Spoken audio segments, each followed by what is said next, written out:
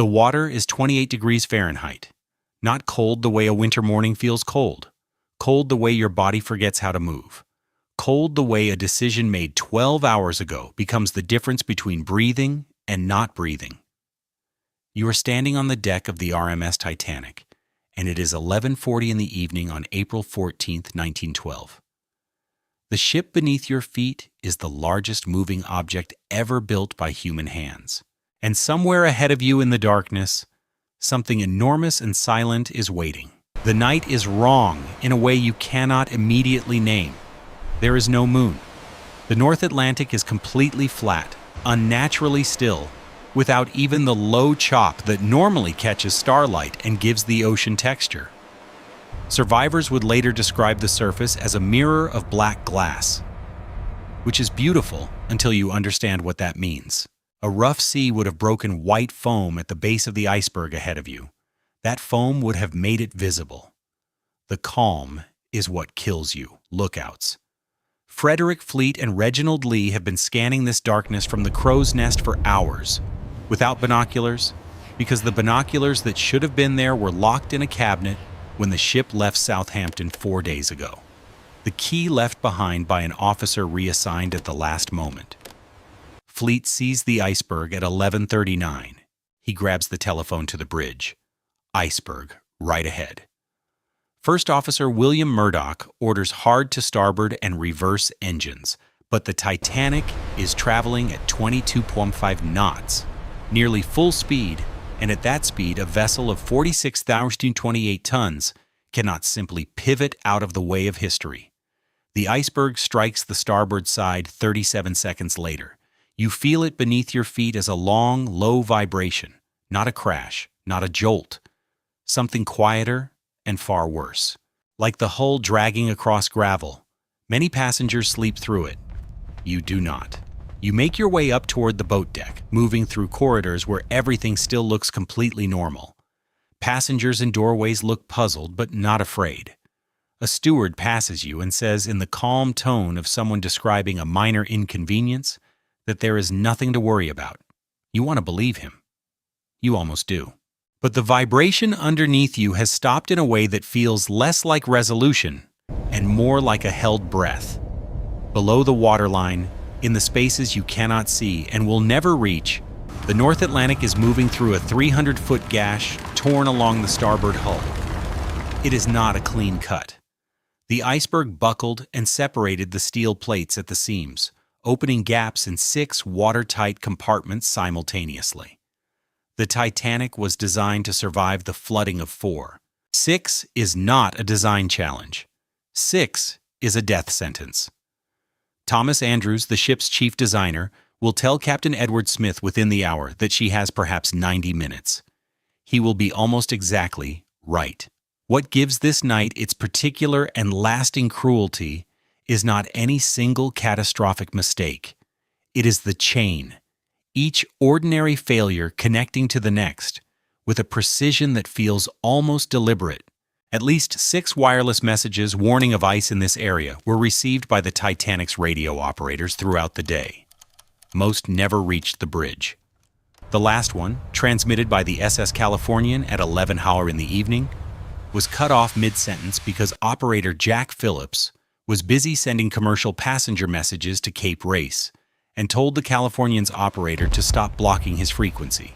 The Californian was stopped in that same ice field, sitting still no more than 10 to 20 miles from where you are standing. Her radio went dark for the night 20 minutes before the Titanic struck the iceberg.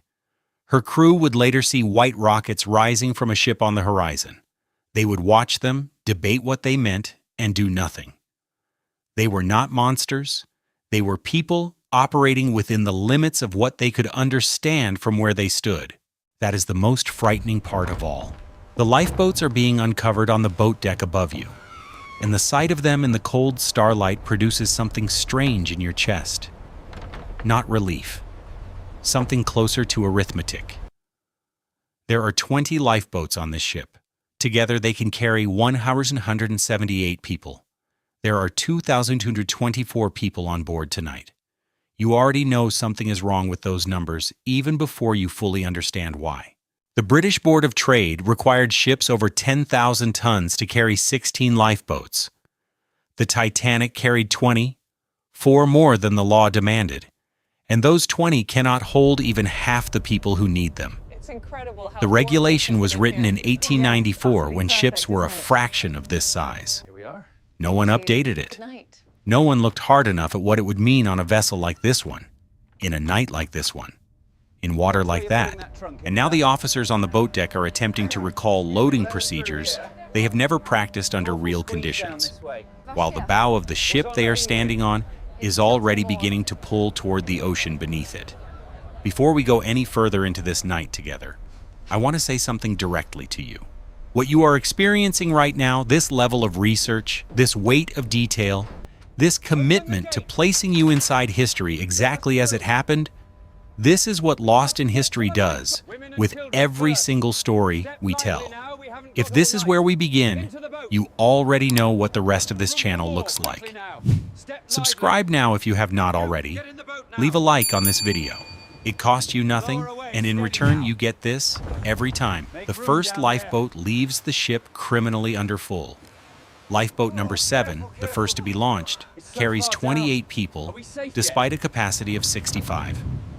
Lifeboat number 1 departs with 12 passengers and a capacity of 40. The reasons are painfully human. The ship still feels solid beneath your feet. The rail is several stories above the water, and the prospect of climbing down the side of a vessel this size on rope and pulley, rigging into a small wooden boat in complete darkness above the North Atlantic, feels in the moment more terrifying than staying where you are. Some passengers refuse to board and go back to their cabins. This is not stupidity. It is the brain doing exactly what the brain does when it cannot reconcile what it is being told with what it can see. The ship around them is still lit. The band is still playing. The stewards are still calm. And the ocean is very far below. Access to those boats is not equal. First and second class passengers have direct, unobstructed paths to the boat deck. Third class passengers navigate a maze of corridors, stairways, and in several documented cases, gates that are locked or actively watched, not necessarily with the intent to trap anyone, but with no plan in place to direct them upward when it matters. Of the 709 third-class passengers aboard the Titanic tonight, 174 survive. Of the 325 passengers traveling in first class, 202 make it home. Those numbers are not an accident. They are a portrait of the civilization that built this ship and of the assumptions so deeply embedded in its design that no one thought to question them until it was too late to change anything at all. Here is something I want you to sit with for a moment. You now know that 6 ice warnings were ignored, that the binoculars were locked away, that the lifeboats could not hold even half the passengers aboard, and that access to those lifeboats was not the same for everyone on the ship. Of all the decisions made in the days and hours before that iceberg appeared, which single change, do you believe, would most likely have prevented this disaster? Not a combination of things. Just one variable altered. Leave your answer in the comments below. I read them, and I think this particular question has more than one genuinely defensible answer. That is what makes it worth asking. The deck beneath you is tilting. Not dramatically yet, but enough that you can feel it in your knees, in the way your weight wants to carry you forward. It is now past 1:30 in the morning. The loading continues, chaotic in some areas, methodical in others, depending entirely on which officer is supervising which section of the deck. On the port side, Officer Charles Lytler enforces women and children only with rigid discipline. He will not allow men aboard even when the boat is not yet full and no women are nearby. On the starboard side, Officer William Murdoch interprets the same protocol differently, allowing men to board when no women are present. That difference in interpretation between two officers on opposite sides of the same ship following the same captain's orders determines who lives and who dies down each respective rail. History is sometimes a very narrow thing. You are in a lifeboat now. you made it. The reasons why are partly your circumstances and partly chance, and in the hours and years ahead you will never fully separate those two things. The Titanic is visible from where you sit on the water. Her lights are still burning, because the engineers in the lower decks are still at their posts, still running the pumps, still feeding power to the ship because power means minutes and minutes mean people. Every one of those 35 engineers will die at their stations. The water will come to them, and they will not leave. This is not a metaphor. This is simply what they did. At 2:17 in the morning, the forward funnel collapses. The stress on the hull between the third and fourth funnels exceeds what the steel can withstand, and the ship breaks in two.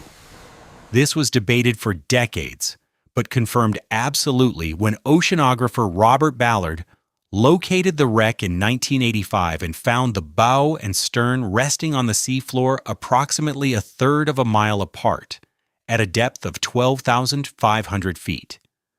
The bow drove itself 60 feet into the seabed. The stern arrived in pieces, twisted and imploded by the pressure of the deep. They are both still there.